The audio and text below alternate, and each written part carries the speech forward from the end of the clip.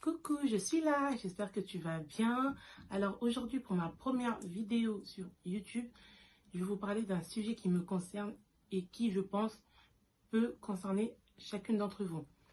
Alors aujourd'hui ça va être une story time, c'est une story time.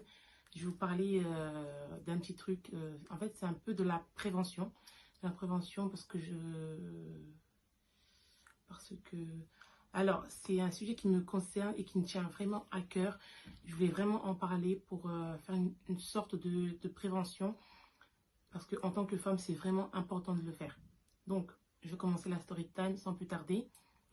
Alors, à l'époque, j'avais 10 ans. Et quand j'avais mes 10 ans, j'avais déjà mes règles. Et j'avais souvent très très mal au ventre. J'avais souvent très très mal au ventre.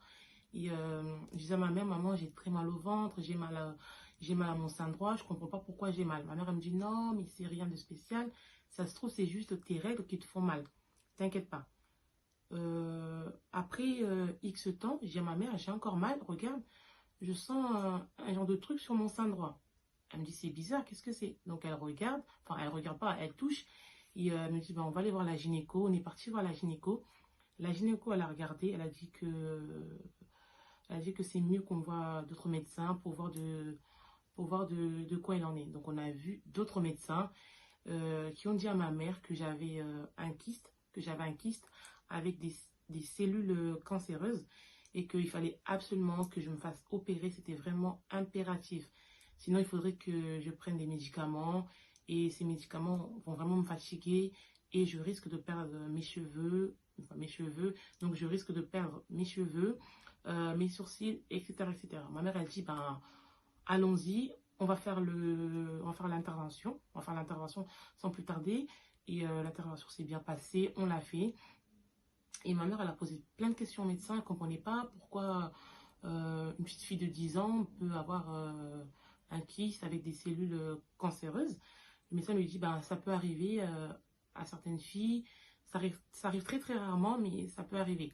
Donc il conseille à ma mère de continuer à aller voir le médecin pour voir de quoi il en est, euh, pour, euh, pour voir si tout va bien en fait, pour voir si tout va bien, si le kyste n'est pas revenu dans l'autre sein. Parce que entre-temps, il nous a prévenu aussi que le kyste pourrait revenir en fait, pourrait revenir, qu'il fallait vraiment faire attention, aller voir le médecin régulièrement.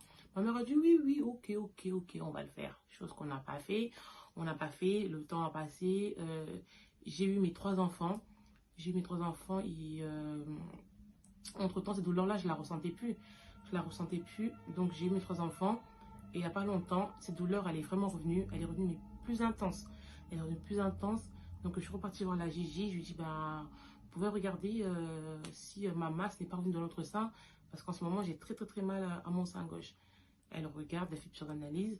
Elle me dit qu'elle sent une masse et qu'il faudrait que je voie d'autres médecins. Comme la dernière fois, en fait. Donc, je suis partie voir les médecins. Ils ont regardé. Ils m'ont dit, madame, vous avez un kyste.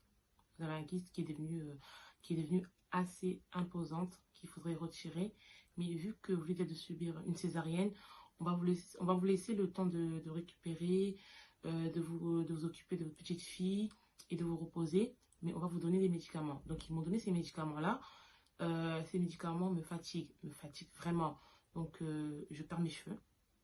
Je perds mes cheveux et je dors tout le temps. Je dors tout le temps. Je fais beaucoup de régimes pour maigrir parce que voilà, je viens d'accoucher il y a 3 mois. J'ai envie d'être en forme, mais je ne peux pas maigrir.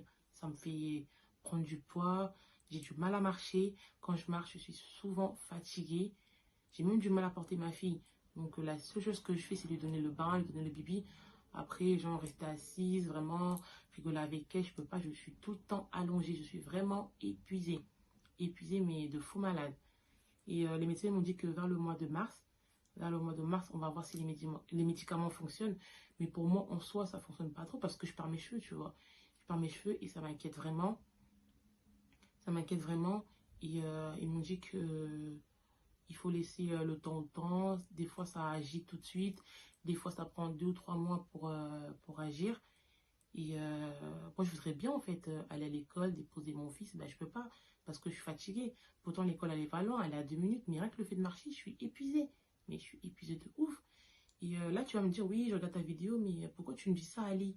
En fait, je te dis ça pourquoi? Parce que en tant que mère, en tant que femme, c'est très très important. C'est important d'aller faire des check-up régulièrement. Parce que je me dis que si j'aurais fait un check-up, il n'y a pas, en 2019, septembre, depuis la rentrée de septembre, j'ai même pas accompagné mes enfants une seule fois à l'école.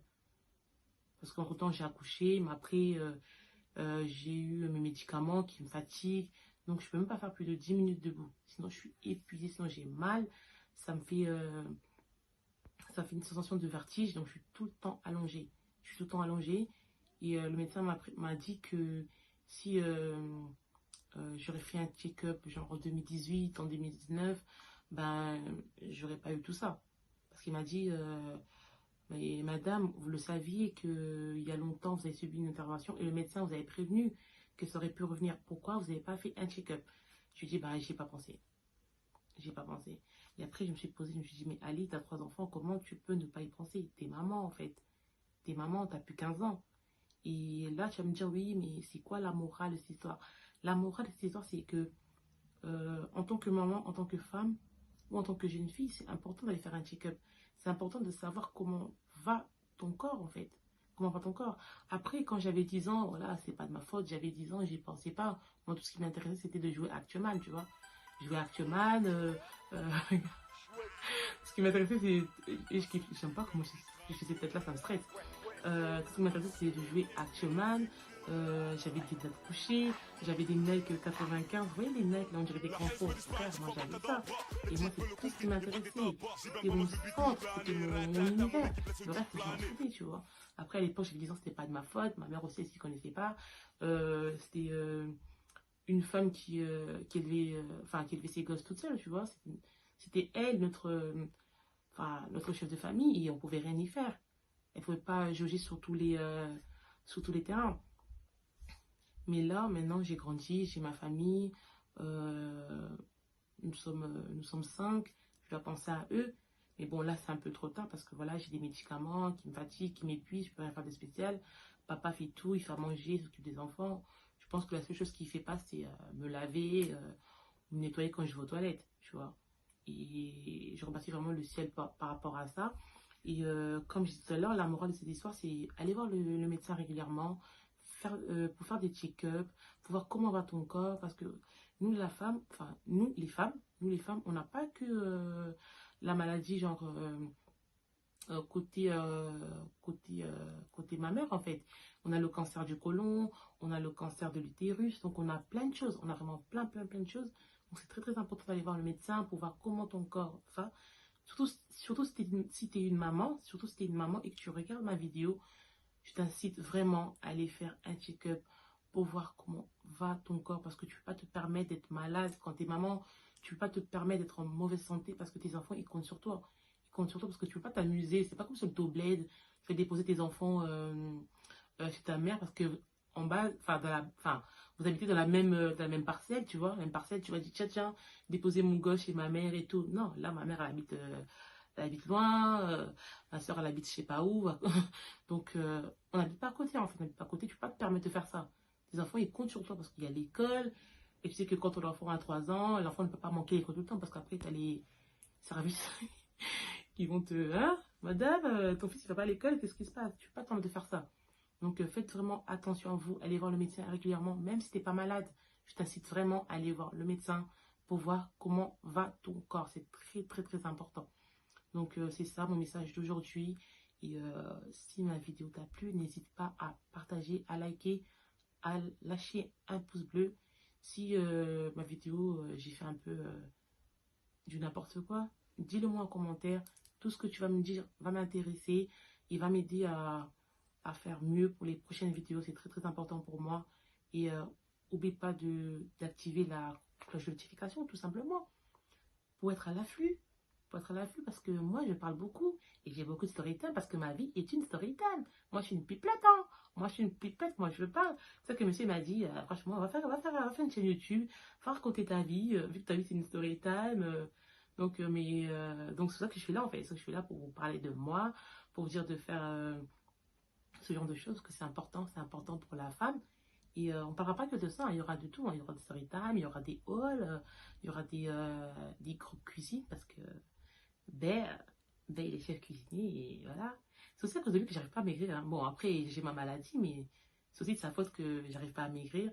Et comme j'ai 3 enfants, ben, on parlera de tout. On parlera de tout. Je donnerai quelques conseils, selon moi, qui sont importants en tant que mère de 3 enfants, en tant que mère de famille nombreuse. Donc, comme j'ai dit il n'y a pas longtemps, active la cloche de notification pour être à l'afflux de mes nouvelles vidéos, enfin de mes vidéos qui vont bientôt arriver parce que je dis, je vais en faire beaucoup. Donc, juste là en bas, active la cloche de notification, partage et abonne-toi. Surtout, abonne-toi, c'est très très important parce que quand on a une communauté, c'est bien. Comme ça, on peut discuter, on peut parler de tout et de rien, on peut tonga, donc quand je dis tonga, c'est je te mets la traduction juste en bas parce que je me rappelle plus en français c'est quoi. Je me rappelle plus c'est quoi ton gars. Donc n'hésite pas à partager ma vidéo. Je te fais des gros bisous. Porte-toi bien. Faites attention à vous parce que dehors, on peut plus être dehors à partir de 18h. Et moi, d'un côté, ça m'arrange hein, parce que je suis une casanière. Je te dis à très bientôt. Je te fais des gros bisous. Ciao, porte-toi bien.